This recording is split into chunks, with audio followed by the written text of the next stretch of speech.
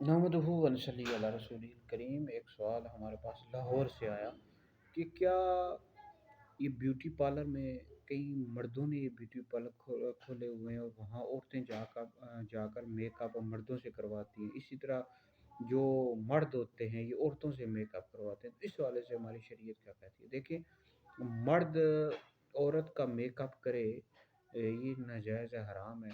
اور غیر محرم غیر محرم مرد ہوتے ہیں وہاں پر، اور اسی طرح عورتیں مردوں کا میک اپ کریں، یہ سب ناجائز اور حرام ہے۔ نبی کریم علیہ السلام کی حدیث کا مفہوم ہے، ترمذی میں حدیث ہے کہ عورت تمام کی تمام چھپانے کی چیز ہے، تو عورت جو ہے عورت سے ہی جا کر میک اپ کروائے۔ بیوٹی پارلر بنے ہوتے ہیں عورتوں کے، وہاں پر عورتوں کو جانا چاہیے، مردوں سے میک اپ نہیں کروانا چاہیے۔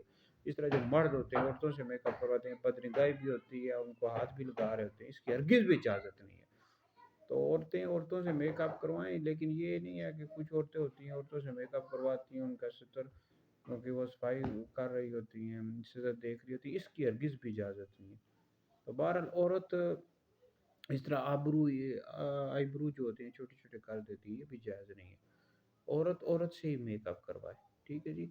مرد سے کروانا، اس طرح مرد کا عورت سے کروانا، اس کی ہرگز بھی شریعت میں اجازت نہیں ہے۔